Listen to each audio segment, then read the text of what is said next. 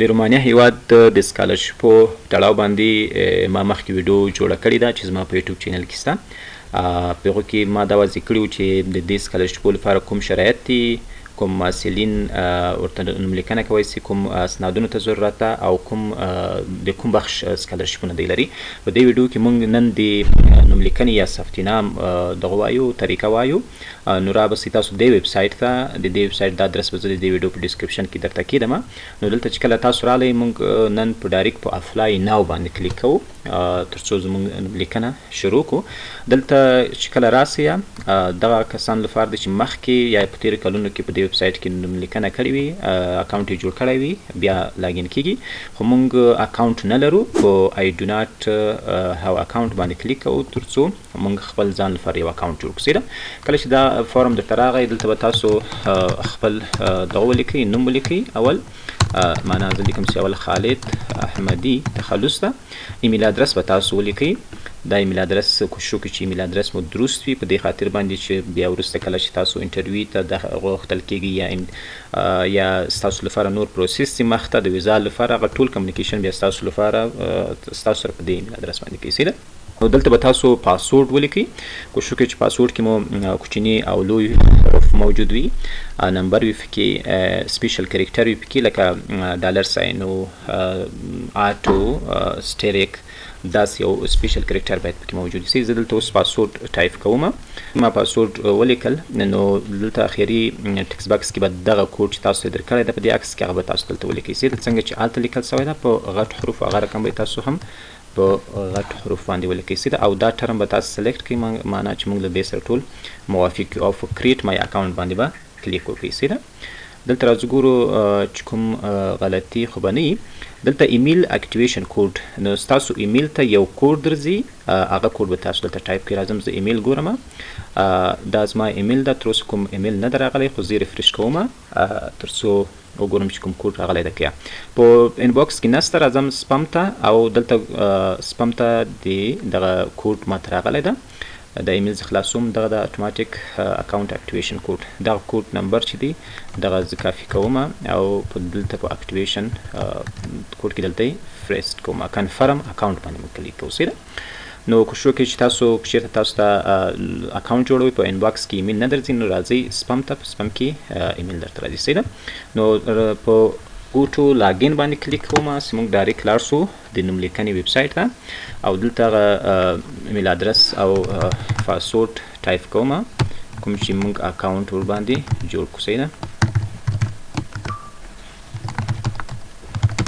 او پاسورډ به هم تاسو دلته ټایپ کړئ. کوشش وکړئ چې دا پاسورډ درنه هیر نسي تر څو بیا وروسته زحمت ده چې دې پاسورډ پیدا کړئ.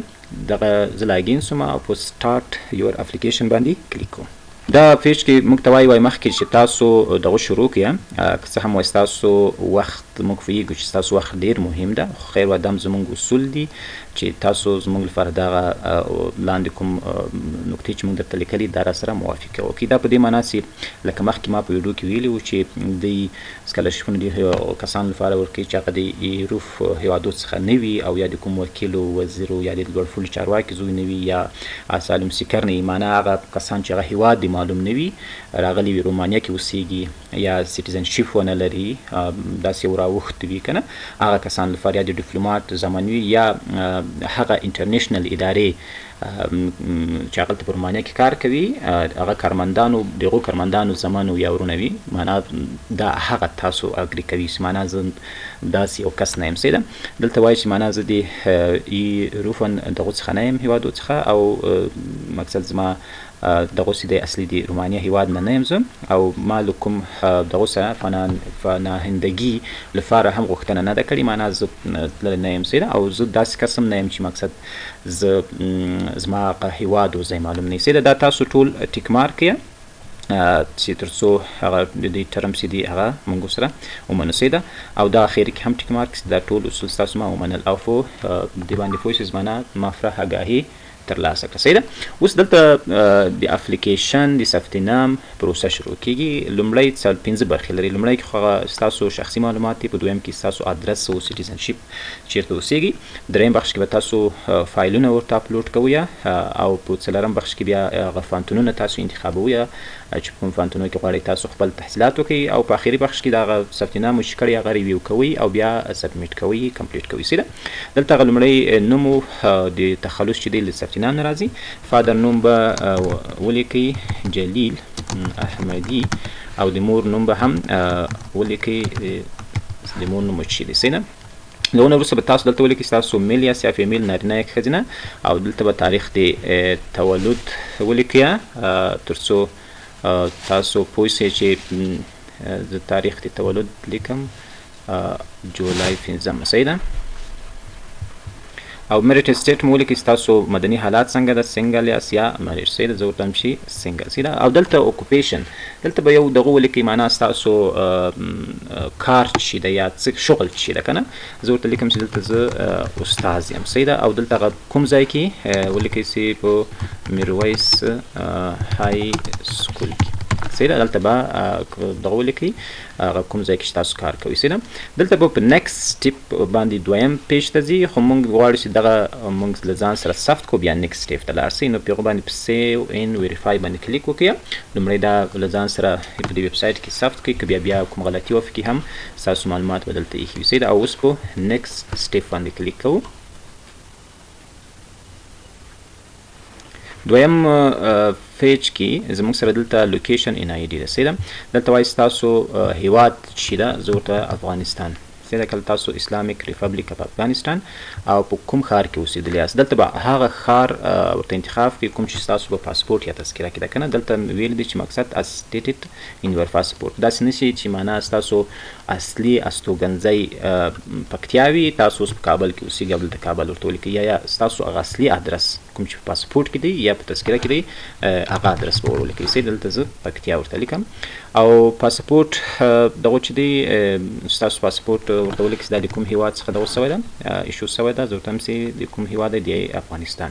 او د پاسپورټ نمبر به تاسو دلته ولیکئ چې پاسپورټ نمبر مو چې ده. صحیح ده. او دلته به د پاسپورټ هغه تاریخ ولیکئ په کوم تاریخ مو چې ایشو شوی وي. کله چې تاسو پاسپورټ راواخلئ هغلته دغه ایشو ډیټ او ایکسپایر ډیټ دواړه شته پکې. صحیح ده. زه یو تاریخ ورته ورکوم چې د فبروري د جنوري پر اول تاریخ باندې 2022 او ایکسپایر کیږي د 2022 کال د جنوري پر اوله باندې. 15 کلن پاسپورټ. او دلته کنټري اف ریسیډنټ په کوم هیواد کې تاسو اوسېږئ، په افغانستان کې، که افغانستان کې اوسېږئ افغانستان کې، که بل هیواد نه ثبت نام کوي هغه هیواد ورته وکړئ. او په کوم ښار کې اوس اوسېږئ، زه ورته وایم چې اوس زه په کابل کې اوسېږم. صحیح ده. دغه ادرس او ستاسو دغه ادرس تم فکر وي چې مقصد دغه اصلي ادرس په تذکره کې ذکر وي، او دغه فعلي چې تاسو په کوم ځای کې اوس اوسېږئ. صحیح ده. او دلته به هغه کمپلیټ مکمل هغه ادرس ورکړئ چې تاسو په کوم ځای کې اوسېږئ. دا ډېر مهم ده. لکه زه ورته وایم چې زه په کابل کې په احمدیار سټریټ کې اوسېږم چې 33 سټریټ دی، او دلته ورته لیکئ چې کابل افغانستان. صحیح ده. دغه ادرس کوشش وکړئ چې دقیق ورته ولیکئ، او سټیزنشپ ورته ولیکئ چې د افغانستان ورته ولیکئ. صحیح ده. اسلامیک ریپبلیک اف افغانستان د کوم ځای اوسېدونکي یاست. صحیح ده. دلته سیو ان ویریفای باندې موږ بیا کلیک کوو تر څو زموږ سره دا مرحله تکمیل سي، او په نیکسټ پیج باندې تر څو موږ دریم مرحلې ته لاړ سو. په دریم مرحله کې زموږ سره د ډاکومنټ او د هغه دغه د فایلونه چې موږ باید ورته سبمیټ کړو. صحیح ده. دلته وایي چې تاسو د کوم ډیګري یا کوم لیول لپاره اپلای کوئ، د لیسانس لپاره، د ماسټري لپاره، که د پی ایچ ډي لپاره. زه وایم چې زه د لیسانس لپاره اپلای کوم. صحیح ده. دلته تاسو ته بل اپشن درکوي چې آیا تاسو غواړئ رومانیا ژبه هلته ووایئ کله چې لاړ شئ. د یو کال لپاره لکه مخکې په تېره ویډیو کې ما معلومات درکړي وو چې کله تاسو هلته لاړ شئ باید یو کال رومانیا ژبه ووایئ. زه ورته وایم چې یس وایم یې. په دې ځای کې دویم اپشن زموږ سره چې دی های سکول ډیګري ده. دلته هغه د ستاسو د سکول د مکتب فیصدي دغه کوي تاسو ذکر کې ستاسو مکتب کې څو فیصدي وړي معنا یو کس وایي چې ما 90% په مکتب کې وایي د 12 په چې زه فارغ یم ولکه څنګه چې په ډیپلوما کې یا په ترانسکریپټ کې ستاسو ډیپلوما اخیسته پیغو کې ذکر شوی دی سیده او دغه بیا د رومانیا هیواد د های سکول ګریډ ده رومانیا چې د زموږ د افغانستان خو چې د سلو لمخې د 1 نه تر 100 پورې بیا فیصدي راځي د دې چې د 1 نه تر 10 پورې ده سیده دلته بیا ځینې شیان مې چې فکر کوم چې یو هغه کمترین ده تر 5 پورې بیا له 5 نه دغه هغه یو څه پاس نه منه خلی و ده سیده په تیر ویډیو کې ما ویل دي چې دوی هغه کسان ته ډیره پرایورټي ورکوي چې هغه په کوم لیول کې سیده نو دلته زه وایم چې 90% ده نو دلته د لسو له مخکې که څه دغه کړمه ګریډ ورکړمه نو دلته نه راځي سیده یو څوک وایي چې 90.10 ما دغه کړي دي وړي دي بیا دلته زه 9.1 ورکوم سیده اوس فعلا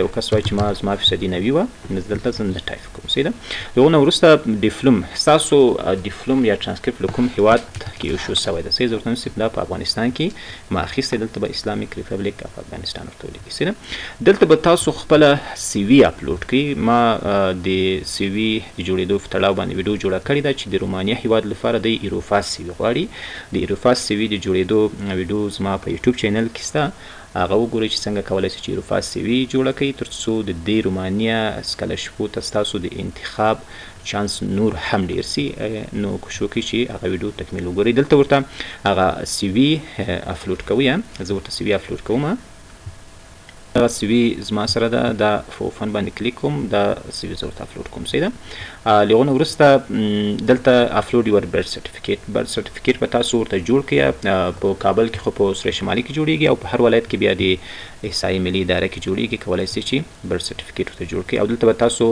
د پاسپورټ سکن کافي ورته دغه کړئ اپلوډ کړئ چې هغه لومړی د 3 پیجه چې صحیح ده او له هغه نه وروسته به په بل مرحله کې به ستاسو که چېرته واده م کړی وي هغه مرګ سرټیفیکیټ یا د نکاحنامه که چېرته لري هغه ورته نکاح خط که چېرته لري هغه ورته دلته اپلوډ کړئ صحیح ده نو دغه د ډاکومنټ بخش و په آخري بخش کې دلته ستاسو د مکتب ډیپلوم ورته اپلوډ کوئ براوز پر دی فایل باندې کلیک وکړئ هغه ورته اپلوډ کوئ او دلته هغه د ترانسکریپټ هغه نمرې چې دي ستاسو 3 کلنې دلته به هغه اپلوډ کړئ کوشش وکړئ چې د نمرو او د ډیپلوم فیوجنم جدا سکن کړئ بیا ورته هر یو جدا جدا اپلوډ کړئ صحیح ده او دلته اپلوډ یور سرټیفیکیټ دا د دې لپاره د هغه کسان چې اوس تازه فارغ شوي دي او تر اوسه پورې سرټیفیکیټ یا ډیپلوم نه وي ترلاسه کړی نو هغه سرټیفیکیټ چې دوی ته په هغه په وخت کې ورکوي د مکتب لخوا تایید شوي وي چې دا کس زموږ سره فارغ ده او یا هم د مکتب اخري سیم کې نور فارغېږي او یو سرټیفیکیټ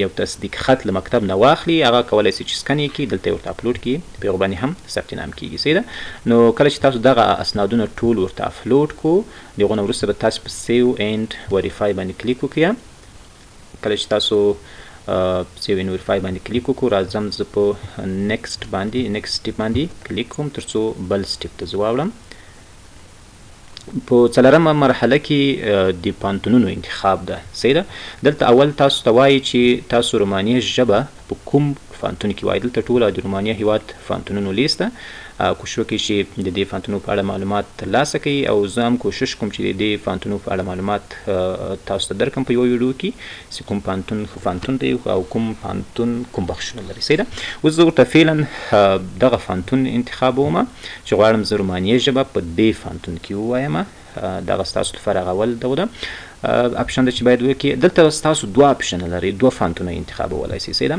لومړی فانتون انتخاب کړئ چې زه ورته چې دغه فانتون انتخابوم کله چې تاسو دلته فانتون انتخاب کو بیا دلته تاسو کولی شئ چې وایئ چې دې فانتون کې زه کوم بخشونه وایم دلته ټول درته راځي چې اډمنسټریټیو ساینس ده دغه نور بخش بزنس اډمنسټریشن ده او کمپیوټر اینډ انفارمیشن ټیکنالوژي ده دا زه انتخابوم اول انتخاب ستاسو دا سو او په دویم فانتون خوښه دغه فانتون انتخابوي یا بل فانتون انتخابوي خو زما خوښه یو بل فانتون انتخاب کړئ که بیا دغه فانتون سو یا دا دویم سلیکشن سو هر یو سو نو په دې کې په سیکنډ یا په دویم نوملیکنه کې په دویم انتخاب کې زه هم کوم بخش ورته انتخابوم کمپیوټر ساینس ورته انتخابوم صحیح ده نو کله چې تاسو دوه فانتونه انتخاب کو او د رومانیا ژبه مو انتخاب په کوم فانتون کې وایي له هغه نه وروسته به په سیو اینډ وریفای باندې کلیک وکړئ تر څو تاسو دغه نوملیکنه دا بخش تکمیل سي. کله چې تکمیل سي نو په ریویو یور اپلیکیشن معنا تاسو کوم اپلیکیشن یا کوم دغه څلور درې فارټونه چې ډک کړو دغه تاسو کتلی سئ چې په کوم ځای کې غلطي نه وي هغه اصلاح کولی سئ. ریویو یور اپلیکیشن باندې به کلیک وکړئ. دلته ستاسو ټول معلومات چې داخل کړي دي هغه راځي، نوم او تخلص، د پلار نوم، د مور نوم، تاریخ تولد. ښه په دقیق سره یې وګورئ تر څو کوم ځای کې غلطي نه وي کړې. کوشش وکړئ چې ثبت نام ډېر دقیق په قرار وي. خیر یو ورځ دوه ورځ دې ونیسي په بر کې هېڅ مشکل نه ده، خو مقصد چې بیا وروسته کله چې تاسو دا اپلیکیشن سبمیټ کړئ بیا وروسته تغیرات پکې نه راځي. هر څه ډاکومنټ او کوم معلومات چې دوی غواړي هغه ورته اماده کړئ. له هغو نه وروسته په قرار باندې نوملیکنه وکړئ. سیده کله چې تاسو نوملیکنه تکمیله کړه بیا په اخري کې دلته په سبمیټ بټن باندې کلیک کوئ، هغه ستاسو اپلیکیشن سبمیټ. اوس دلته سبمیټ اپشن ځکه ماته نه راکوي چې دلته ما دغه څلور فایلونه نه دي ورته اپلوډ کړي که نه.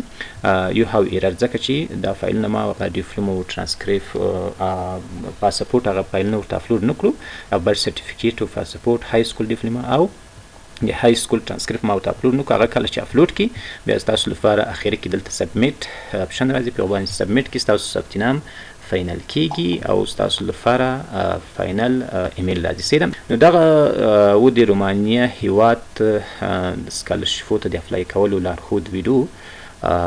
که بیا هم تاسو کوم سوال، نظر او یا غوښتنه لرئ ما ته په کمنټ بخش کې ولیکئ، انشاءالله زه جواب در کوم.